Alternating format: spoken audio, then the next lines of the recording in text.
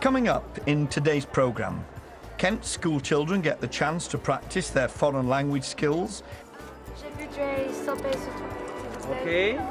become MEPs for the day, and vote on the future of Europe. Several times a year, groups of secondary pupils from all 25 member countries have the opportunity to get together in Strasbourg to learn more about the European Parliament and debate topical issues. At the same time, they will learn to appreciate the diverse cultures and shared expectations that make up the EU. Teacher Rick Kirby has brought a party of 14 to 16-year-olds from 3 English schools to Strasbourg to take part in the Euro Scholar Conference.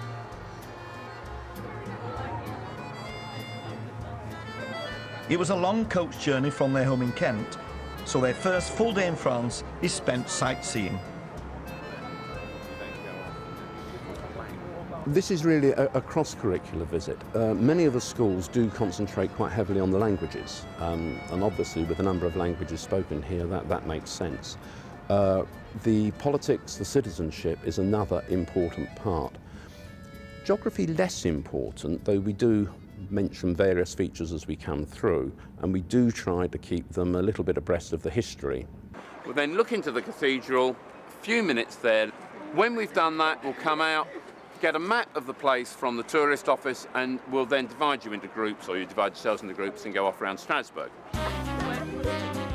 The visit to Strasbourg and the Euro Scholar Day has been organised through the UK Office of the European Parliament. The majority of the programme is for 16 to 18-year-olds, but there are 2 or 3 days a year which are set aside specially for the 14 to 16 age group. The Euroscholar programme was started back in 1993 with the aim of bringing together children from all the different member states of the European Union for a day in Strasbourg where they get the opportunity to discuss topical issues, draw up resolutions and vote on them. And it also gives them the opportunity to meet with their counterparts from all the different member states. Any school can apply. There is a small subsidy as well, and it's based on the distance travelled. So if you're coming from Scotland, you'll get more than if you're coming from Dover. Excusez-moi, s'il vous plaît. Où est le fleuve, s'il vous plaît? Most of the group we have brought will have been before. But when I say they've been abroad before, some of them will have been on a day trip to Calais. Others will have done the Mallorca and the Costas, where really the only language they come into contact with is English, and the only culture, more or less, is English.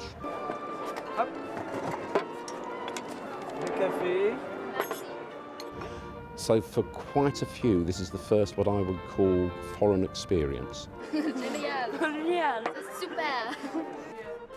We do encourage them to speak French, even if it is only a little bit of shopping, perhaps ordering something to eat and drink. But they've had a bit of French culture. They realise people are different rather than better or worse.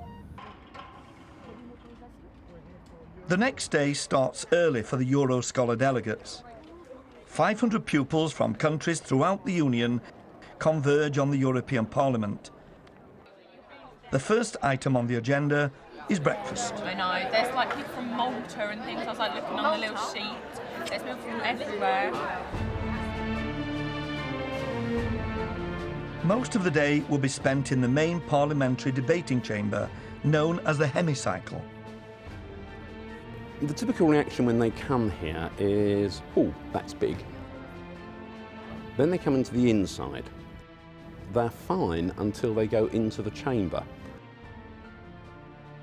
Every time you get a gasp of something like amazement from the youngsters.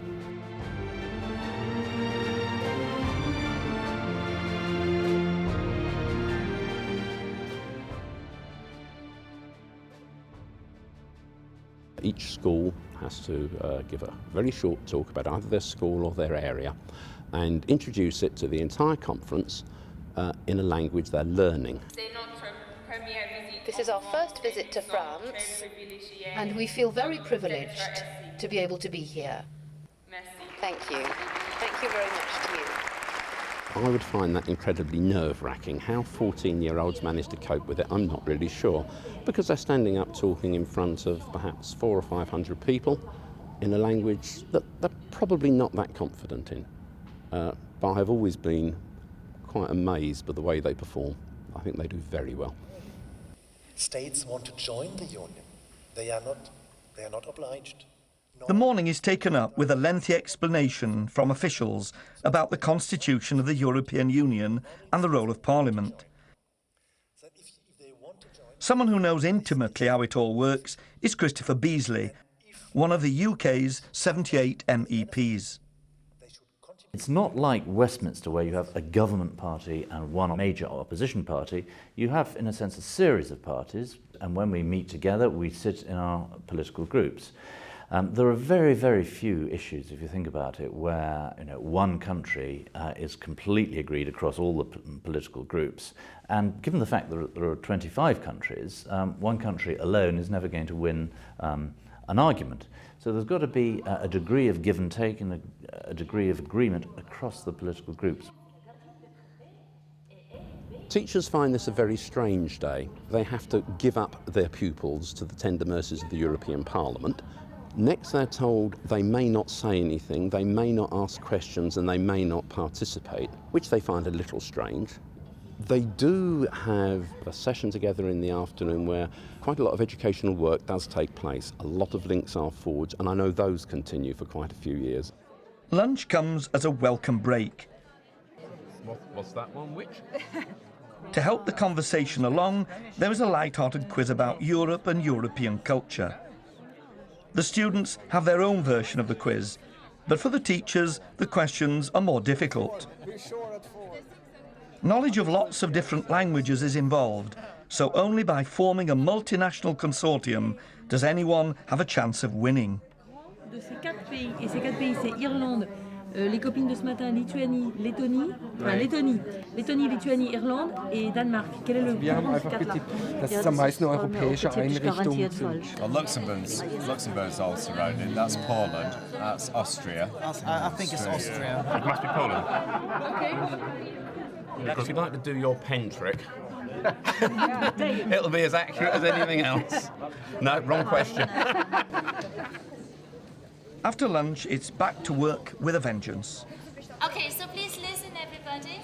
As you can see, we've got 7 candidates for being in our committee. After lunch, the students split into working groups, usually of about 100.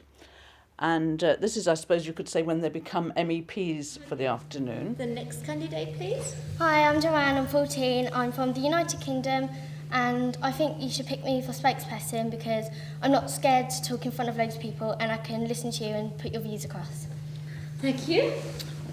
Hi, I'm Ruben from Portugal. I'm Within 16. their working group, they elect a chairman and also what they call a rapporteur, which is the person who will actually present the resolution they draw up later. They then have a topic to discuss, for instance, human rights, consumer protection, and environmental problems such as pollution. We're thinking of ideas for priorities for the Europe of tomorrow, either economical, political, institutional or social. The themes are given in advance, so there is the possibility to do a bit of research and prepare notes for the discussion so that they know where they're coming from. We should have a second language which we should all learn. Yeah, but they've tried that before and it didn't work. Yeah, but you can try things again when they don't work. A language is what makes a country, so you should leave it, really. Yeah, but I mean a second language. And they have to draw up a resolution on the issue that they've been discussing. After they've done that, all the students reassemble again in the chamber. Apart from the fact that it's all over in one day, the democratic process that the pupils are enacting is very similar to the working of the real European Parliament. Before a law can actually be agreed by the Council of Ministers, it comes before the European Parliament. The relevant committee tables amendments, there's a debate in the committee, then the operation is repeated before the full Parliament, so there are effectively 2 votes. The democratic input of the European Parliament is that no proposal becomes law without all the MEPs being involved in either agreeing, throwing out the agreement or amending it. Now, this is the committee chaired by Alexa from the Netherlands. The rapporteur is Joanne from the United Kingdom and the secretary is Ruben from Portugal. Our subject is the future of Europe. But future, you may ask. Future has a wide range definition. It can be As rapporteur, Joanne has to summarise the recommendations of her committee. a second language should be chosen, and we had a vote after many problems, and that language should be English, so communication is found easier. Gracias. Thank you. Now, do you agree with what's been said, including the idea of adopting English as a second compulsory language? 320, please stand up. If English is your second language, then it's all, everyone's the same. There's nothing between the countries. Your heritage is taken away. Why don't we use Spanish as a second language in all the secondary schools in Europe? English is it's a language that is widely spoken in the whole world, much more than Spanish. And I think it's an easy language to learn. Je pense que chacun a sa diversité dans l'Europe. I think that everyone is different in Europe, and I think that we have to keep our own identity through languages as well. So differences through culture and language. Thank you very much. Now we'll vote on the proposals put forward by the committee. Let's see whether you agree. So the vote is now open. The left button for yes, the right button for no, and the middle button if you're not really sure what you're doing. You can now vote.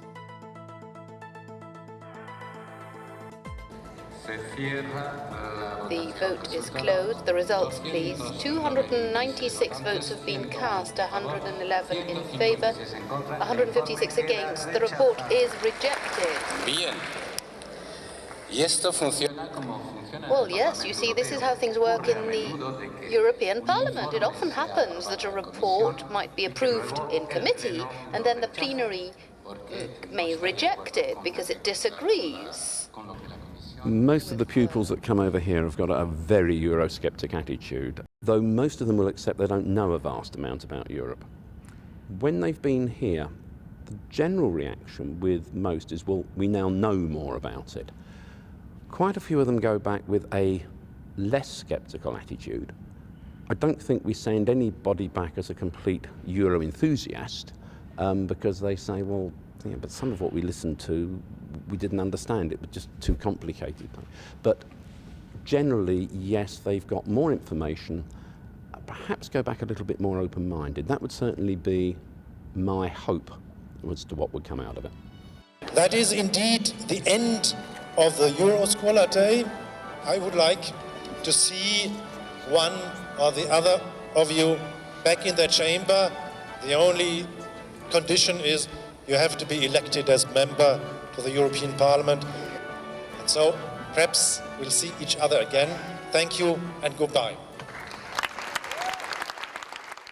You can find further information on this and other similar school trips by looking under the Resources and Support Materials section on our website www.teachers.tv/worth the trip.